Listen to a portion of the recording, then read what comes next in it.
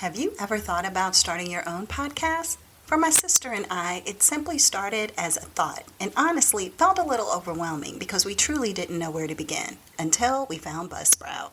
Buzzsprout is the easiest and best way to launch a professional podcast. In fact, it's so good that they have already helped over 100,000 people launch their own. Buzzsprout does not only have an easy platform to use right at your fingertips, but it will also help you to launch your podcast on every major podcasting platform like Apple Podcasts, Spotify, Google Podcasts, and more, all with a few clicks of a button. In addition, you will gain access to analytics and frequently uploaded tutorials to help your podcast be the best it can be. So, join the thousands of people who have created their podcasts with Buzzsprout. And by clicking the link in our description, you can find out more. Buzzsprout, the easiest way to start a podcast.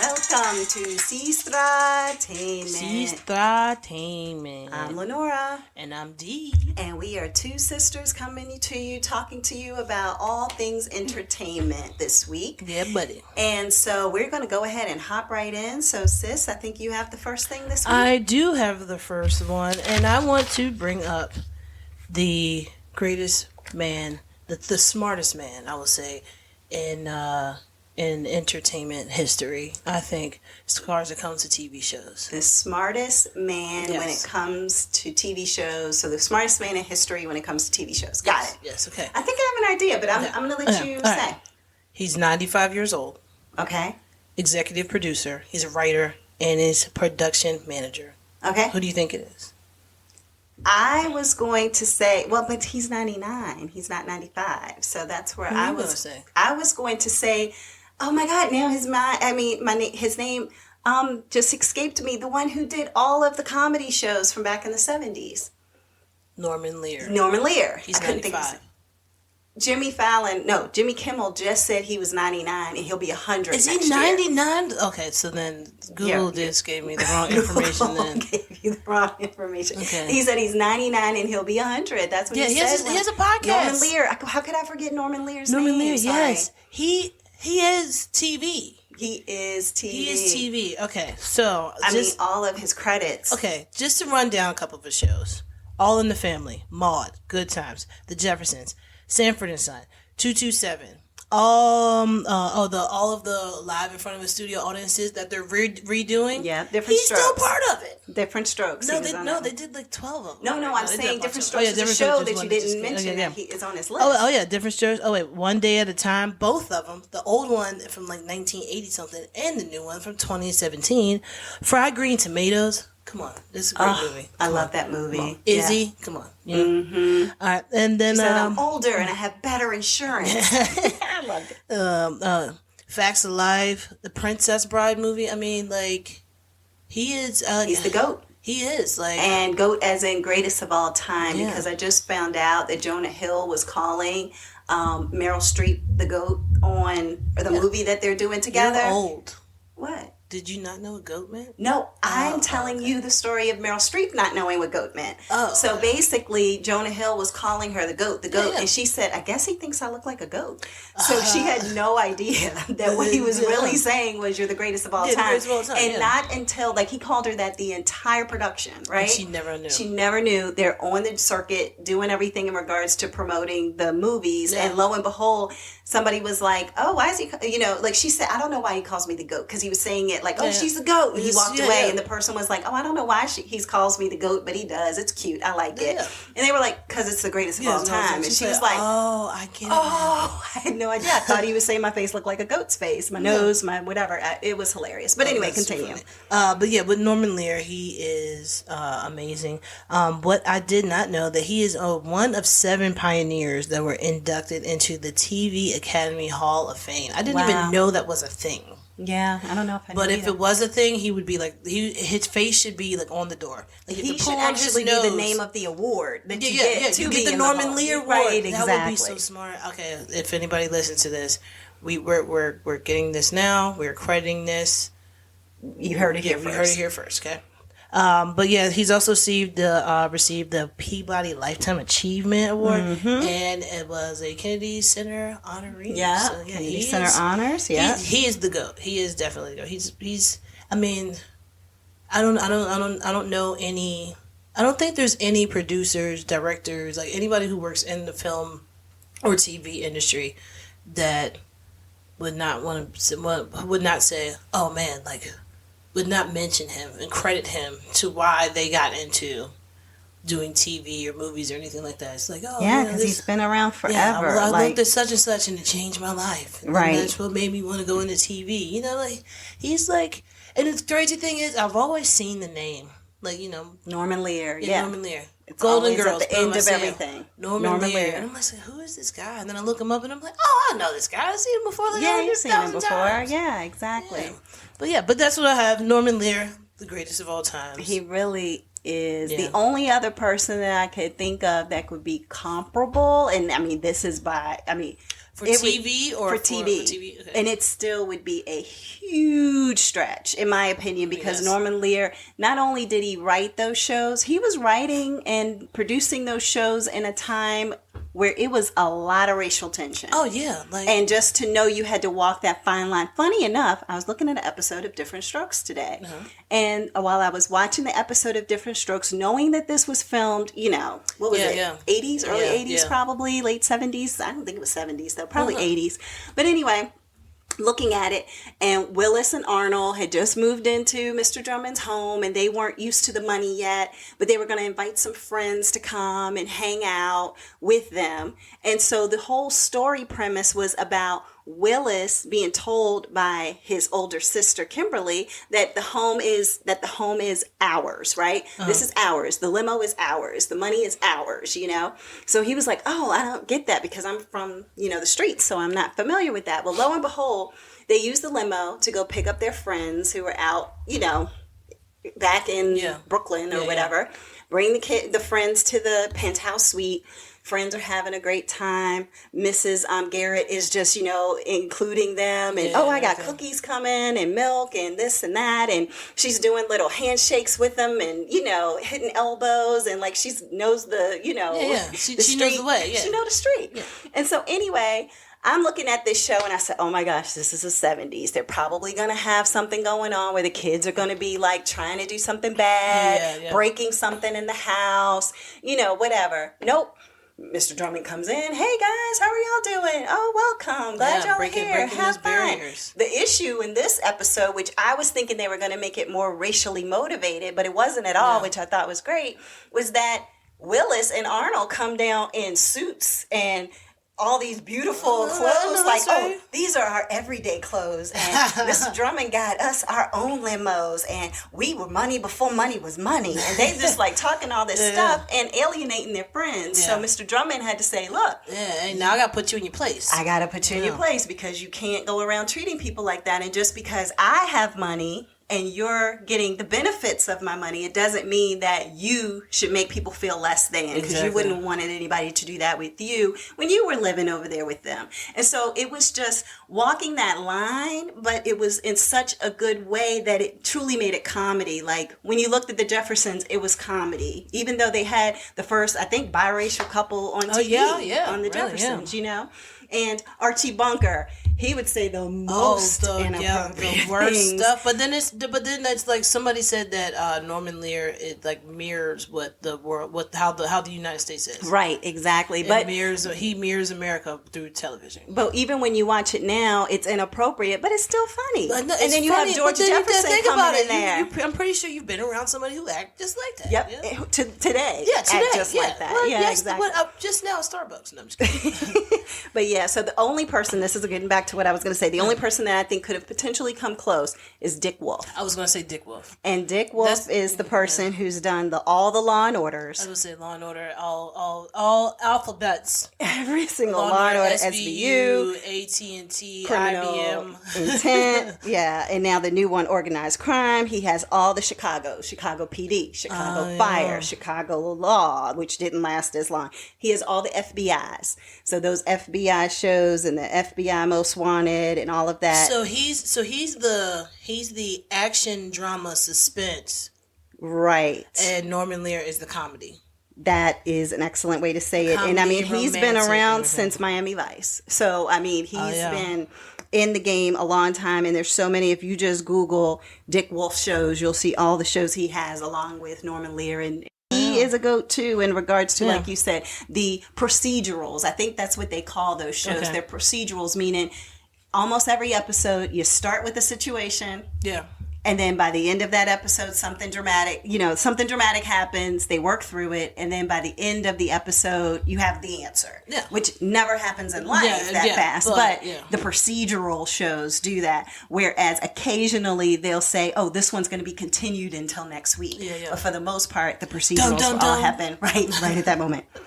So, but anywho. So, no, that's a great way to start off with Norman Lear. That's the man, yeah. The goat. Right, so who you got? What you got going on? So what I have is WandaVision. WandaVision. So for those of you who are not familiar with the Marvel Cinematic Universe, as they call it, WandaVision is... Oh gosh, I don't even know where to begin. But basically you have the Avengers, you have... different types of characters, and this really goes to the people who don't know, and even me, I have watched some of this, but I am in no way an expert, so I may say things wrong. I'll apologize in advance, blame it on my head, not my heart. So basically, you have the Avengers, so those people like Iron Man and Thor and, the Hulk and, just different characters like that everybody has probably seen commercials on TV about who the Avengers are. And then you have one that's called, one of the superheroes, let's say, called Scarlet Witch. And then you have Vision. So Scarlet Witch actually marries Vision. And they're like in a relationship, let's say, throughout the cinematic universe of, I can't even talk, through Marvel, the Marvel Cinematic Universe, they're a couple. So WandaVision takes their relationship and kind of starts off in a very strange way where the first few episodes of the show are all in black and white. And it's all like a 50s sitcom. So you kind of feel you're watching. You got to take time with it, guys. Take your time with it because you're going to be like, what am I watching? Because that's what I mean. Yeah, so if you don't know anything about WandaVision, if you don't know anything about Marvel, you probably watch it and be like, okay, this is strange. They got a little laugh track in the background and things of that nature. But if you do know about these characters, you're looking at it like, wait a minute, in the movies, this had happened. So how is it that this person can even still be here? Exactly. Or how is all this happening? But if you're just watching it casually, you're hearing it on here and said, hey, I'll check it out. Sounds weird and quirky. I like weird and quirky things. I'll check it out. Basically, it starts off as a black and white TV show, almost like a I Love Lucy or a Dick Van Dyke Show, where it's just a couple and you're seeing them and she's walking around with her cute little outfits on and he's looking like a business person and sometimes he looks like a human person and then sometimes he looks like Vision from the movie, who is like a metallic person and he can switch himself like on a dime to look different. And so basically it's about their lives and them coming, I guess, into this tiny little town and then meeting different people and engaging with people. And all of a sudden, as the show progresses, it just really unfolds in such a weird and strange way. It's so weird, so strange, but it's like you want to watch it and you want to be like, oh my God, I can't wait for next week. Because I got to know what's happening. Because I started watching it and I was like, okay, I'm here for the long haul. So it's 8 episodes or something like that. So I was like, okay, I'll check it out. And then you and Terry, my boyfriend, y'all were like, this is too weird. I don't know if I'm gonna hold on to this. It was because I mean, like when I'm thinking, oh, this is gonna be about because I know Wanda from WandaVision, from the Avengers movies and everything when she was on those movies, right? Exactly. So I'm thinking, okay, this is gonna be good. Can't wait to see what this Marvel movie is about. And then I'm looking at it, it's black and white, and I'm thinking Vita Vita Vegemin. I just didn't. I was like, okay, what's happening? Thought this was a Marvel movie. It's in black and white, and but they never said it was a movie. They said it was a Marvel TV show, and we shouldn't have known or assumed what to expect. Oh yeah, but what I was expecting was not for it to be in black and white and the family and also it was just I was expecting too much. Right. So basically what they did, just to give you some of the characters, so Wanda is Elizabeth Olsen, so the Olsen's twins' little sister. Yeah, she's a great actress. Yep, she is a great actress. Paul Bettany, he is a great actor. If you're not familiar with him, look him up. I know you've seen him on other things, but Bettany, so he plays Vision.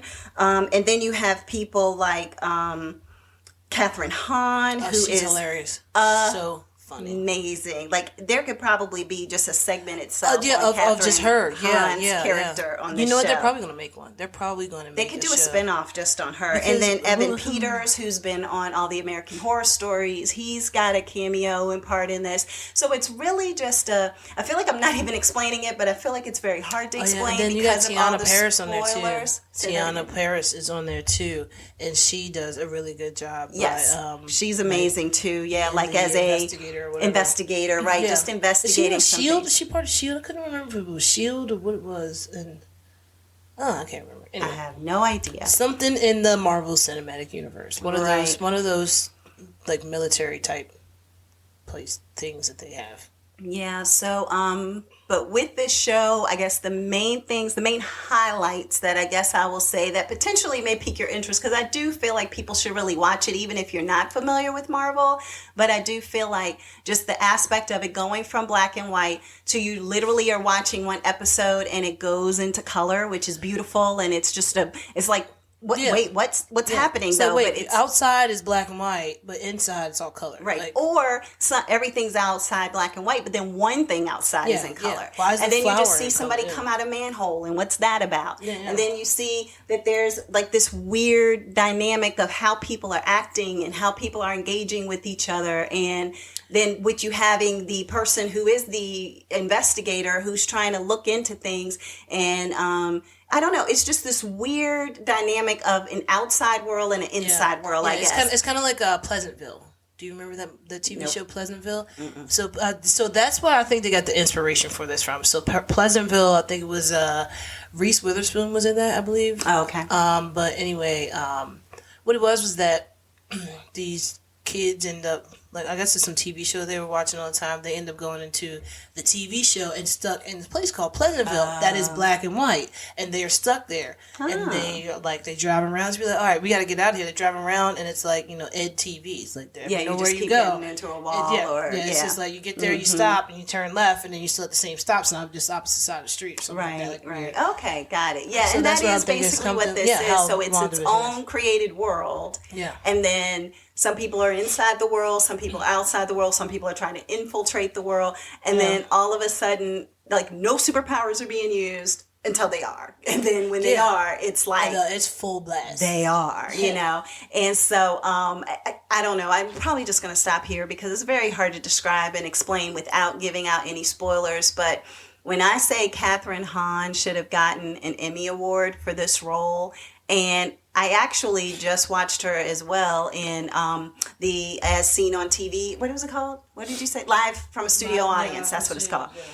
She was playing. I know I couldn't remember what it's called, but Live from a Studio Audience. Her playing Jo from Facts of Life.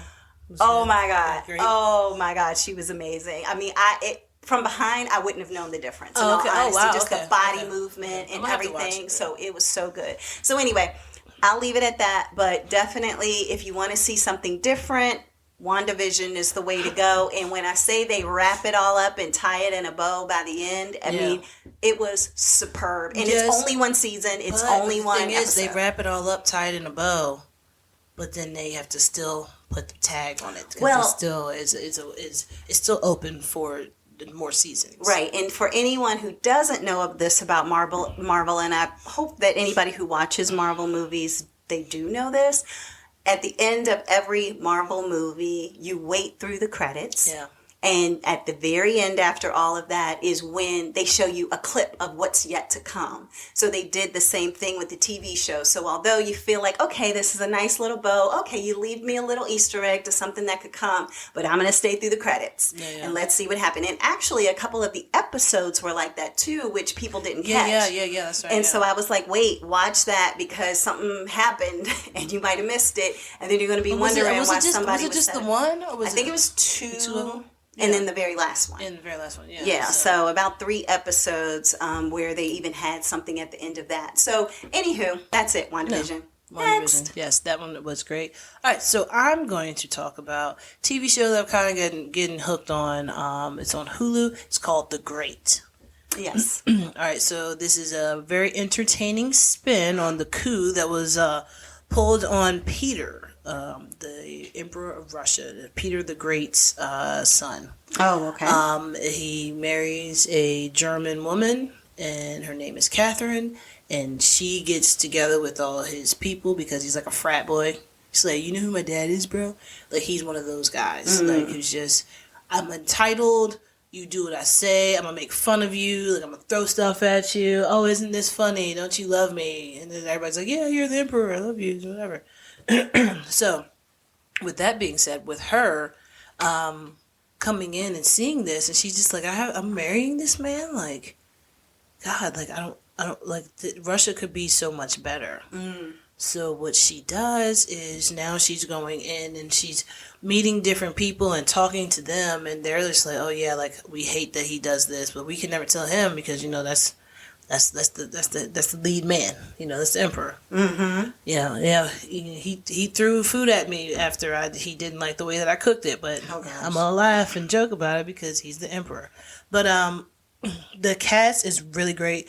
It's Elle Fanning, who's Dakota Fanning's little sister. Yes. Great actress, really great actress. You got Nicholas Hoult and a guest appearance on the 2nd season from Gillian Anderson. Oh, Gillian, she is. She's an amazing actress. She's an amazing British actress now. Apparently, like she's on everything British now. British, yeah. Because she was on. She was on The Queen. The Queen. No, you're talking about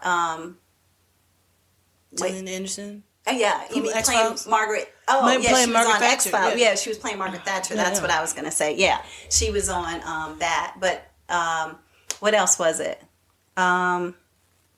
Oh, it was something else she was on. Oh, she was on this show called The Fallen, or was it maybe? The Fall. The Fall. Yeah, she was on there, and she was really good. She can adjust her voice in so many different ways. I feel like sometimes she sounds more Irish, then she sounds British, and she's really good at accents. But she's on a TV show called Sex Education. I'll have to touch on that one day. Sex Education. That one's really cute. That one. But no, she's a really great actress, and I'm glad they did bring her in on the 2nd season as a like a guest star. But hopefully she stays on. Yeah, I don't know for sure because she does show up as Catherine the Great's mother. Yeah. But basically, Catherine the Great is a very sweet, innocent girl, but she's not Catherine the Great yet. Catherine is a very sweet, innocent girl, but as she wants to get this coup, she realized, okay, now I have to turn into like a conniving person, and I have to like wiggle my way around just so I can go back to being the sweet, innocent person that I was. But it's going to be the best thing for Russia if I become an asshole. So that's going to be the best way that we'll be able to get Russia to where it needs to be, because they're already, how do I put this?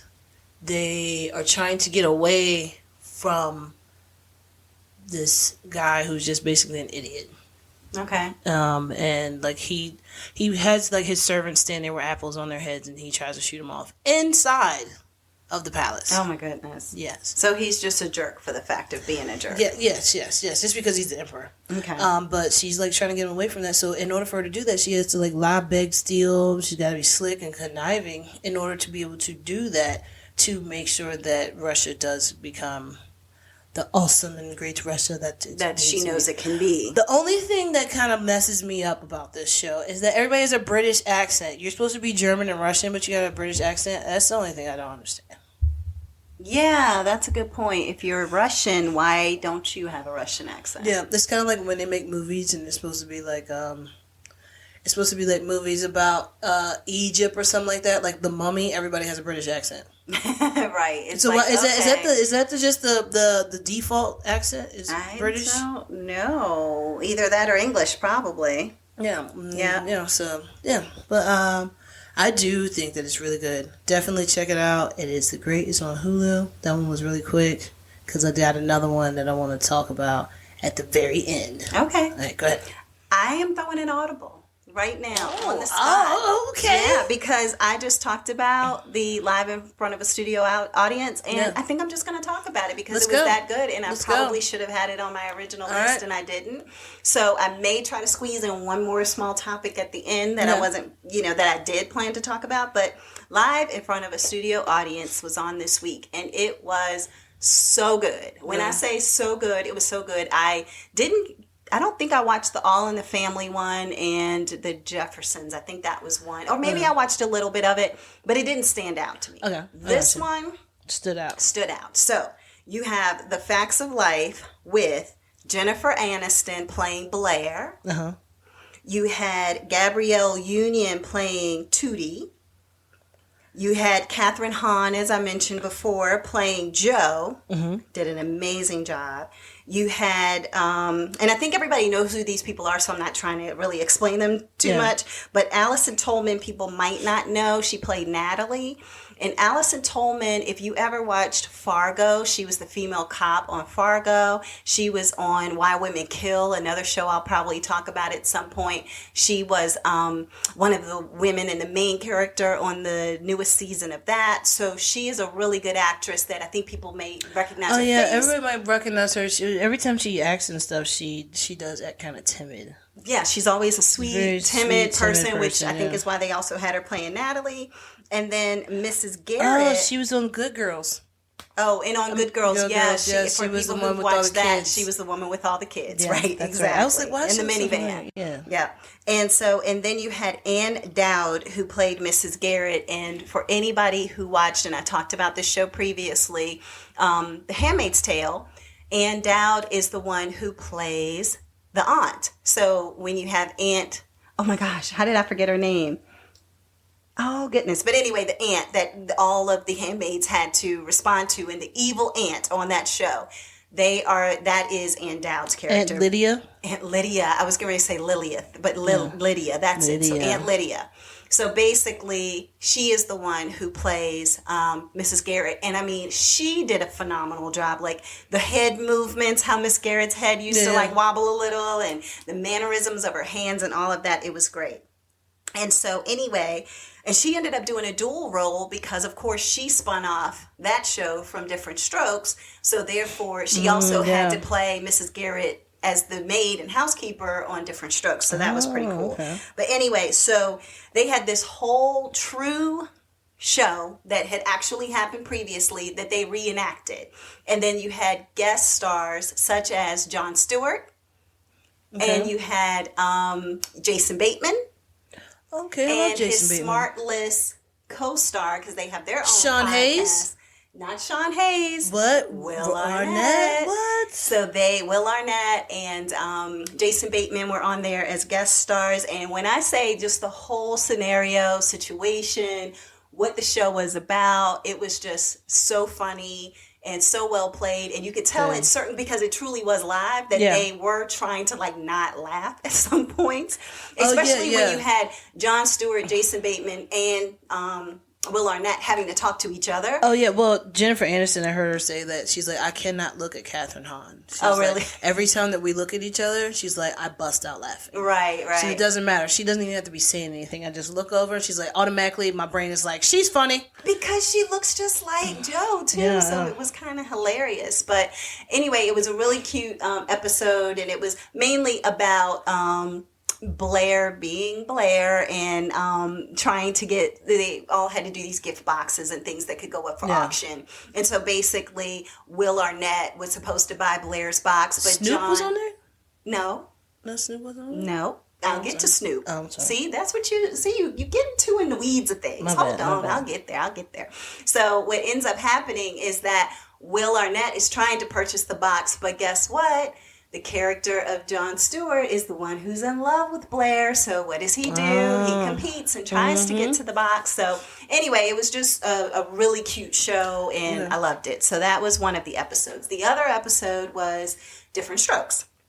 And so there you had, oh my gosh, Kevin Hart playing Arnold. Now, when I say Kevin Hart playing Arnold, I cannot think of anyone better to play Arnold than Kevin Hart. Because number one, when he's on the show, standing beside all these people, he looks tiny. So tiny. Because he is tiny. But I mean, like, even against, like, because you know, he's you like can't. What's he, like 5'2", 5'3" or something? I don't know, but all I know is that when you look at him, you know, when you look at anybody on TV, you really never know. Like, I never knew that Tom Cruise was as short as he is or whatever compared to whatever, you know. So you just don't know. So when I saw the ending credits and they showed Kevin Hart standing there, even beside some of the women that I thought were kind of short, I was like, oh my gosh, he's like, he's tiny, he's bite size. He's like at their shoulder. Like he's still tinier than everybody else on that stage, which was kind of crazy. But anyway, so, but live in front of a studio audience, they did the first half of Facts of Life. And what I forgot to mention about that is that they did have the real Tootie, the real Natalie, and the real Blair there. So they actually, you got to kind of see what they look like now. So then they had the real Willis, Todd Bridges, to be there for the, Different Stroke side of everything. And so there you had Lithgow. What is it? John Lithgow. He is the one who played Mr. Drummond, the father. Yeah. And can I just say the scene where he sits on the couch and Arnold is sitting on his lap, i.e. Kevin Hart. Kevin Hart sitting on his lap. Yes, and Kevin Hart has a cape on the entire show because this is the episode when Arnold had the cape on. Okay. So he's, woo, I'm a plane, woo, I'm Super Arnold, you know, whatever. So, oh my God, it's hilarious. Okay, yeah, I'm definitely watching this. Yes, it was a hoot. And then you have Willis being played by Damon Wayans. Yeah. So that's who played Willis. And then his best friend, as you spoiled, it was Snoop Dogg. Oh, sorry. So his best friend was Snoop Dogg for this particular episode. So Snoop had a little fro, and Damon Wayans had a little fro. And this was mainly just another reenactment of a situation where Willis just doesn't feel like he's too old to have Arnold and him share a room. So that's really what the whole episode is about, and just going from there. And of course, like I said, Mrs. Garrett is still played by Ann Dowd. So it was hilarious. Good. It was good. I literally laughed out loud a couple of times. And, you know, just seeing the engagement and interaction between those folks, it was just priceless. I mean, they couldn't have casted this better. So that's where, that was my audible. That's Norman Lear. He's a genius. And I will say that... Where's the spoon? He's a genius. So Jimmy Kimmel had him there, and they were almost sitting like, you know how the Muppets, you have those two men who kind of can sit in a separate part of the balcony and watch what's going on. Yeah, so they were sitting there? They were sitting in their own like little section of the balcony. They did have a live studio audience there. And then they were, you know, just having a conversation, and that's when he was bringing up that Norman Lear was 99, would be 100. I can't remember if he said next month or next year, but I was sitting there like, don't have Norman Lear there with you live and in person around all these people in COVID, you know? So I was just like saying a little prayer. I'm pretty sure Norman Lear has everything that's needed to survive. Yeah, exactly. Like but Norman we need to protect him and Betty White. Yeah. Because they're both 99. Can we put them both in bubbles? They're both 99. I mean, it's crazy. Put them both in bubbles. Bubble lady and bubble man. Yeah. And like you can still work. You're just going to be in a bubble. Yep, exactly. But that's it. That's my audible. I know I kind of fumbled and stumbled through it a little, but I just couldn't let that, because it did literally happen a few days ago, I couldn't let it go by without me at least saying something about it. Okay. Yeah, that was good. All right. So my last one, well, I'm going to say my second to last, because I do want to do something after this one. Okay. Mine is Harlem. Harlem is a Amazon original. Okay. It stars Megan Good, Grace Byers, which a lot of people might know Grace Byers from Empire, which she was Boo Boo Kitty on Empire. It also has Tyler Lepley and Whoopi Goldberg. Oh, I didn't know she was in that. Whoopi, yeah. Okay. But great cast. Everybody did an amazing job. So what it is, it's current time Harlem, so it's not like any like past or anything like that. Mm-hmm. So it's current time, and it's the story of four black women that are friends. They all have great jobs. Like one's a doctor and a professor at Columbia University. One of them owns a boutique. One of them is a singer, and one of them is an app developer. Okay. So they all have good jobs. Each of them is struggling with like different things. So like they're struggling like dating and relationships and stuff like that, and like family relationships. So the main character, played by Megan Good, she's walking around. I'm gonna say Richmond. Wow. She's walking around New York, in Harlem, and she bumps into. Well, she doesn't bump into. She almost bumps into her fiance. Mm. They'll give you the whole backstory about that whole fiance thing, but then she's trying to like duck him because Is it an ex-fiance? Yeah, it's an ex-fiance. Oh, okay. I was going to say, why would you be ducking your fiance? Okay, got her ex-fiance. And she's trying to she sees him, turns around, goes the other way because she's like, oh, he doesn't even live here anymore. Why is he here? So then it's that whole emotional roller coaster when it has with their relationship. And then also with her just trying to date and being seeing him out, and then thinking oh my God, I used to be in love with this man, but now I'm dating this really nice guy. So it's that little back and forth. So it's actual real you just see the real emotion someone would have after a breakup, yes, exactly. And you're just I kind of want to know what they're doing and seeing how bad they're living because I want to be the one doing better. Yeah, but then it's also do I really want to be with this person that I'm with because I still have these emotions and tie-ups that I'm with about this other person. So something like that. Mm-hmm. They're doing the same storyline on Insecure, actually. So I literally had that on here. Thanks for my spoiler alert. See, it happens. It happens. Apologies. It happens. So you have the boutique owner who has a horrible relationship with her mother. Her mother, who is played by Whitley. Oh, Whitley, Jasmine Guy. Oh my goodness. Yes, Jasmine Guy. She looks pretty good for her age. Oh yeah, she looks amazing. Yeah. And we're not going to age shame, but she looks beautiful. Yeah. No, I'm just saying. Black don't crack, it does crease though. But yeah, she has a horrible relationship with her mother, and that's a little back and forth. So you get into that, and then you can see that there are a lot of there's a lot of women out there who have bad relationships with their mother, their mother. I guess it's because maybe they're so much alike that they're just you can't get along. We butt heads. Yeah. And then she also goes through dating in Harlem or just in New York in general, and how they have to date from apps, and how she's been catfished, and now her store's not making enough money, and all this. So it's so many emotions when it comes to each character. It's they can have they have their own shows. It's really good. Very well developed. Exactly. So the singer, she lost out on her deal. Okay. So now she's sleeping on the boutique girl's couch. Oh, gotcha. Okay. She is now feeling less than because of the whole fact that she had this big career she was about to be the next Jill Scott, basically. Oh, wow. And then, they took all that from her. So now she's just struggling with what she's going to do in order to get into, I guess her next level of, making money and, having her own stuff. But she does end up getting a part in Get Out the Musical. Get Out the Musical? No. That just sounds horrible. But her character is the one that says, no. Yeah, so that is another thing that's happening with her. So the app developer, she's the only one that's a lesbian.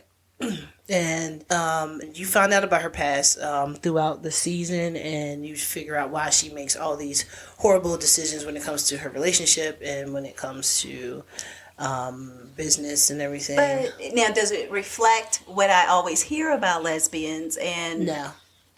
Oh. No, it's nothing like that. It's our personal journey. No. What I was going to say is what I always hear about lesbians is that they do tend to like jump in relationships. When you said bad decisions, this is that total makes. opposite. This isn't that stuff. Yeah. Okay, I don't want to get into it because it's going to be a spoiler alert. So that's what I said. Like you find out why she's like the way she is in her relationships. Okay, she's the opposite of like a U-Haul lesbian.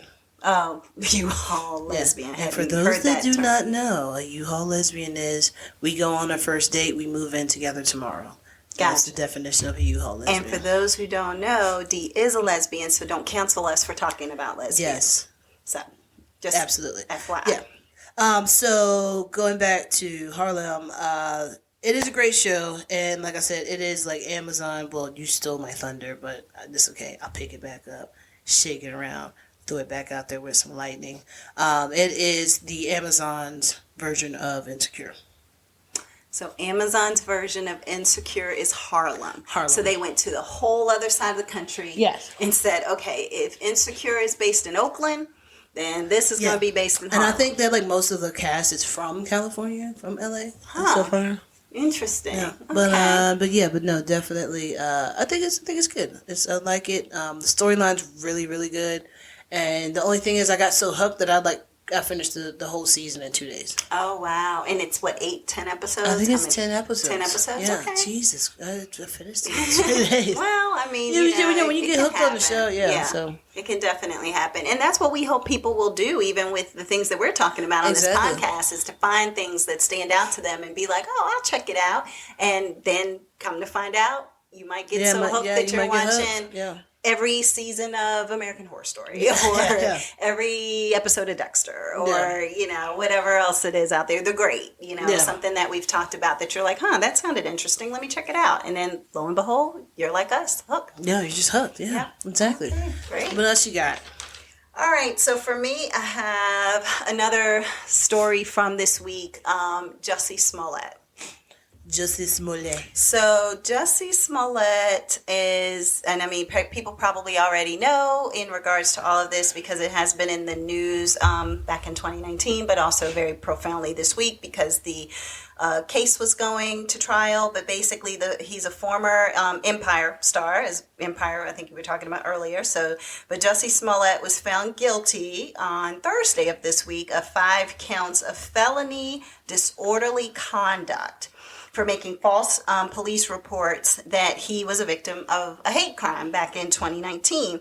And so his defense is going to try to appeal the verdict. And basically, once they went to the juries, I think they only deliberated for like 2 days afterwards to kind of find him guilty, which I didn't really watch a whole lot about the court case itself. I don't even know if it was televised, but I kind of thought, and I don't know how you felt about it, sis, but I kind of felt like he was guilty as soon as all this kind of unfolded. It just sounded very wishy-washy. And I'll explain his side of the series of events so that people who are listening can kind of make their decision themselves. But what he said happened, and this is basically from court records, but he said that he was the victim of a hate crime in downtown Chicago.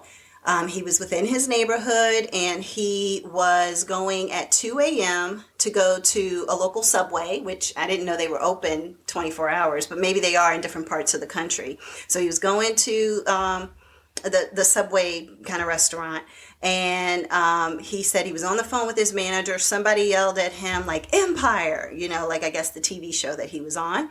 And he said that, he's used to being called out for different things, so he kind of ignored it and didn't really pay any attention. And then he heard the people shout out again and say some derogatory things to him and yelling and calling him the N-word and things of that nature. So he said he turned around to respond, and when he did, someone punched him in his left eye. So then he said that he testified that he did fight back. He said that he thinks that he landed a punch, but he wasn't sure, and that the attackers were about 5'11", maybe one was a little bit bigger than that, and that he saw a second assailant, but he didn't really know kind of who it was and couldn't give as much of a description. And this was what he originally said, what he said first? This is what he has said on the stand. This is all about the case this week that took place. Oh, that's what he said on the stand? Yes. Oh, my God. I cannot wait till we get more into this. Yes. So they basically said that, well, I guess you would say that the prosecution said that it was a hoax orchestrated by him to gain public attention. And basically that he knew Empire was going to be ending, so he wanted to make sure he was still relevant. So therefore, in order to be relevant, you kind of had to get your name out there into the media. And what better way, I guess, potentially, allegedly, that he could think that could happen other than being a gay, black, artist, actor who is attacked on the street just randomly. Yeah. So he had said that the person who attacked him yelled MAGA country, which stands for Make America Great Again. And he felt like it was something that was racially and homophobically charged at him. So he said that people had on masks. They hurled racist and homophobic slurs at him. He was put bleach all over him. They put bleach all over him, and they put a noose around his neck. And he told the police that, he was on the phone with his manager at the time that this attack took place. He said it took about 20 to 30 seconds total. And that he, to this day, and on the court, in court, said he did not orchestrate this. He did not set this up. However, the two brothers, who were the ones found to have done this to him, said that, well, he paid us $3,500 with a check to stage this attack as a ploy for a public attention. And I am going to totally mess up their names as I try to say them, but it's Olabinjo and Abimbola are their first names. Last name Osundario, so that one's a little bit easier. But they took the stand and they kept to the same story that they had all along. So you kind of have Jussie Smollett on one side sticking with his story, and then you have, these guys sticking to their story. And basically, for the most part, when I first heard of what was happening and him and whatever, and then they said, oh, but he actually paid them $3,500, which Jussie Smollett said yes, because I was hiring them to be personal trainers for me. That was his original kind of way he was saying as to why he paid them the money. And then it was, okay, well then, why do we show, he said he had a relationship with one of the, it's just a lot of weird things. He had a sexual relationship with one of the guys. They used to go to strip clubs together. I don't understand how you go from saying I was going to Subway and then somebody screamed out Empire and then MAGA country and racial slurs. Racial slurs, they tied a noose around my neck. Threw bleach on them and everything. Then when the camera footage shows that, it's these two big black guys, yes. Yeah, we see now who they are. Now it's, I was with them, but he wasn't. He's not saying he was with them. He's saying that they did this on their own. He did not know that they were going to do this to him. They took his $3,500 check that he wrote for them to be his personal trainers, and they, in return, beat him up on the street. So he's saying he had a sexual relationship with one of them. He had a sexual relationship with one of them, which I think, if I've read some information correctly, I think he was trying to say that brother didn't want it to get out that he was having the sexual relationship, so that led to part of the beating as well. But it still doesn't explain MAGA. That doesn't explain, if they didn't want it to get out, it wouldn't, I don't understand, Well, I guess they figure I'll beat you up so that way you will You usually keep your beat mouth up shut? Somebody after they get out. After they, out you or whatever. Maybe he was threatening. Maybe he's trying to say, I wanted to still be with him. He didn't want to be with me. I was threatening that I was going to say something, and he beat me up. All right, so in the case, did they say anything about... Did they say anything about messages? The messages back and forth? There were messages, but I didn't get into a lot of detail in regards to any of the messages. But yeah, there were messages back and forth. But I didn't see, I think you had mentioned just in a sidebar conversation, not knowing that I was going to cover this topic today, but just sidebar It was conversation like about there were messages that were back and forth there was that a message back and explained forth. It things. was like, let's meet up at this place, and they supposed to have done a run through of like what was supposed to happen and how it was supposed to happen, and I just if you're doing text messages back and forth with someone about how to stage an attack on me, then that probably means that I'm they were supposed guilty to be like his personal of, security or something like that, or just his physical trainers. I don't know. Either way, the whole situation is stupid. I mean, yeah. And so what is? Oh wait, here it is about the text messages. Hold on. It says. Hold on. But I'm just trying to figure out why what was his thought process if he did do this. Also, what is he getting charged with? Oh, I said it previously. Hold on. It was. Let me get back to it. He is being charged with 5 counts of felony disorderly conduct and for making false police reports, because they said it was hundreds of thousands of police man hours, time, video. So how much time would that be that he'd be looking They said he was looking at 5 years, but they said that he hasn't had his sentencing yet. Yeah. So they said it could be from anything from 0 to a few months or whatever. Like they're just... Because it's his first offense, he hasn't done anything previously. They're just saying that it could potentially be a slap on the wrist, or it could be like a 3-year sentence because of the fact that you, even with text messages and everything else, you're consistently lying over and over and over again, and on the court stands or whatever. And I mean, some people are believing he's not lying. So I guess I was going to say allegedly he's lying, but he's been found guilty. So I guess it looks like he's lying. Yeah. So, but then that means that everybody's lying.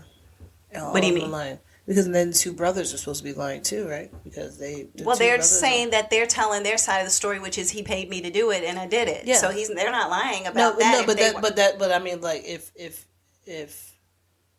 they were found to be telling the truth, which is why Jussie was found to be guilty, then they weren't the ones lying. It looks like Jussie is the one lying. Yeah. So, But it says, in court, a text message was revealed to the jury. It was sent from Smollett to one of the Sodario brothers, who the detective says eventually admitted to helping Smollett fake the attack. The text message read in part, "I stand with you and know that you and your brother did nothing wrong." So that's one of the text messages. So I'm here, I'm standing with you and you all didn't do anything wrong. But you just beat me and punched me in my left eye. Because he told them to. So he had to text them to say, you all are getting arrested and things are happening to you, but I know y'all didn't do anything wrong. Yeah, I got you back. I got you. I got your back until they turned it on me. Yeah. And now and I mean, if you think about it, if I had paid, and I mean, who would do this? But if I had paid somebody to, I don't know, slap me in the face for a camera because of the fact that I knew I was at a place where TMZ is and I want to get credit for something. So I'm like, just slap me in the face in front of TMZ. And then they slap me in the face in front of TMZ and the cops happen to be standing right there and arrest them on the spot for slapping me in the face. Yeah. In this instance, it looks like what Jussie Smollett is saying, hey, look, I know I asked you to do this. I can't say that on text, but I'm just letting you know, hey, I'm standing with you. Yeah. And I just want you to know, I know you didn't do anything wrong, so keep your mouth shut. Also, shout out to TMZ, because I swear they have more. I think everybody in the world works for TMZ. There's a lot of people who work for TMZ. I mean, but then also you can send stuff straight into TMZ. And you get paid. But then therefore it's like everyone in the world works for TMZ. But they're like also like hanging around at LAX and at the hotspot restaurants, and now famous people are like, oh, I know the paparazzi are going to be at this particular place. So now I know, let's go and show up at this place because I know TMZ is going to be there. And when we want to come out as a couple, okay, well, let's go over to this place so people can take pictures of us because we are now, Yeah. I wonder if that's what was named Channing Tatum and Zoe Kravitz did. I wonder if they did that. I don't know. Yeah. I think they showed up on No, it wasn't on a carpet together. I can't remember how they showed up. No, they showed up at an event, like at dinner or something, right? No, they showed up like out just hanging out on, like, he was like riding a bicycle around. Oh, okay. He's riding a bicycle around, she's walking. And it's like, the two of them. You see a little TMZ trademark at the bottom. So. Gotcha. Yeah. And then the whole Kim Kardashian and what's the guy from Saturday Night PDD? Pete Davidson. PDD. Yeah. So I'm like, is that a real thing? Or are they just wanting people to talk about him? Who who knows? I don't know, but I mean, I'm with it. Whatever. I mean, I think Pete Davidson gets the most women of any person I know, and I don't understand why. I don't see a cute thing about Pete. He's Davidson. funny. Yeah, but I mean, well, maybe it's just all the tattoos and stuff I don't find. But he's getting attractive. removed. He's getting them lasered off. But still, I saw that on a commercial. I didn't know that was a real thing. Yeah. Oh, okay. But I think it's just that because he's probably just he's a mama's boy one. Okay. Does Sweet. he still live at home? Because I know he does those. Yeah, I think he bought the house for him and his mom. Okay. And then he has a whole basement apartment. Yeah, that's what it is. He does the skits for Saturday Night Live from the basement apartment he's a good guy and stuff like that. So maybe they're just like, hey, you know what? You're a good guy. You're a good guy. You're funny. It was Ariana Grande and it's just okay. Enough about all that. Your PDD. last one. Shout out to PDD. Shout out to Pete Davidson. So, for my honorable mention, I wish I had a drum roll that I could play. Marvelous Mrs. Maisel. Yes. Okay, so this is one that we've talked about before. We've talked about this episode 3. Okay. Go ahead and look it up, guys. Okay. Marvelous Mrs. Maisel, guys. Just understand this excitement that I have in my voice right now. Coming back. Season 4. Woohoo! February the 18th. Yeah. I'm so excited. Okay. But then I know I'm going to be extremely upset on the 19th. On the 19th, when I've watched all of it. Because you're going to watch it and all I'll be like, in a row. oh no, I don't have anything else to watch. And then I'll probably just go ahead and start watching the season 1 again. I mean, I watch all the time. The way through. I can't help it. You have Law and Order and stuff like that in the background. Mine's just either Bob's Burgers or Mrs. Maisel. Mrs. Maisel. Yeah. That is kind of hilarious that it has resonated with you so much. And is Maisie your favorite character? Her father? Susie is my favorite character. I was going to be Susie for Christmas. For Thanksgiving. For Thanksgiving? For Halloween? Halloween. All right, look, all these holidays are too close together. So for Halloween. For Halloween, I could have been Susie. I had a leather jacket, a little leather hat. Susie is everything, okay? Susie is... No, I was just wondering because they never talk about her they don't ever talk about of her being around Maisie. Exactly. That's what I'm like. Susie is that she is hilarious. And she's won awards for her portrayal of... Yeah. Mm-hmm. Alex Bornstein, But but no, awesome. Oh my God, yeah. I think Maisie is she's the head of the show. She is great. If we had another actress in there, I don't even know who could replace her. Right. Yeah, that's true. And Tony Susie Shalhoub makes the show. Yeah, he's funny too. Her father, Tony Shalhoub. Yeah, Tony Shalhoub. Yeah, he makes it fun. But Susie makes the show. Susie is hilarious. And her voice and her timing and her cadence, all of that is amazing. She shows up to the Catskills and walks around with a plunger and pretends that she works there so she can stay there and get some gigs for Miriam while she's at the Catskills for a vacation. Right. Yeah, Nobody asked her any questions. She was like, plunger. Yeah, that was it. It's Susie. It's like, oh, what are you doing here, plunger? Yeah. Oh, okay. Like, so you work here. Okay, you can go over to the end. That is too funny. Well, okay, thank you for that final reminder. And I guess I should go ahead and let everybody know that I had spoken previously about Why the Last Man, which was the show about all the men in the world dying, but one guy. And that's because everybody with a Y chromosome I never finished watching that. Which is Why the Last Man is the title. And his pet monkey, who I just found out was CGI. Like, I thought they actually had a monkey on the set. I thought it was a real monkey, too. No, it's a CGI I mean, monkey. I thought it was like a real monkey, and then they CGI'd some things. It's a CGI'd monkey? A monkey on site on this. I was the same people that did Dragons, was it Game of Thrones, did the CGI for that? I mean, because it's good CGI. Yeah, it was good CGI. And unfortunately, because of probably the CGI, it was canceled. Oh, so after one season, Why the Last Man was recently announced. But really, how far would it go? They would just have to go somewhere else and see if there would be another man, and then that would be like the next season, and then. Well, I mean, I think it could go a lot of places because the whole premise of the show was about the fact that the whole infrastructure of the world is built on men. Yeah. So therefore, it's like we can't have a power system because there's too many men that work in the power grid. There's too many men who work with electricity. There's too many men who are in all these areas that are truly important to everything going on. So when all the men die and women haven't either gained the skills, went into the areas to do these particular skills, it just makes it so like everything just collapses. But yet the women are, dealing with what's left over and the strength that they are pulling together to get the job done and to do what they need to do and to find the right resources so they can put them in the right places and all those kind of things. So I thought that was a great dynamic. And also the fact that like that Agent 355 was amazing on that show. Like she was kicking butt, taking names and doing all of that. Yeah. And then she could definitely be like in another action movie. Yeah. And what happens with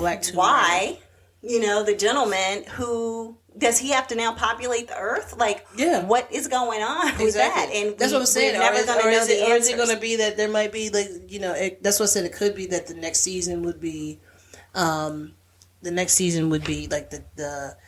we just ended up finding that somebody in Missouri in the middle of nowhere is another man. There's some other man out there somewhere. Yeah, exactly. Anyway, I'm sad about that. So I know you're happy about Maisel, but I'm very sad about why the last man being canceled. Maisel. So February 18th, Marvelous Mrs. Maisel. Yes. So everyone, that's the music. So that's our cue. It is the end of our show today. Shout out to Mike. Also, sorry, it's my boy Mike. I had to shout out my boy Mike. Oh, shout out Mike. And so, thanks everybody for listening. Tune in every Sunday for our Sestra-Tainment. Have a great day, everybody. Bye.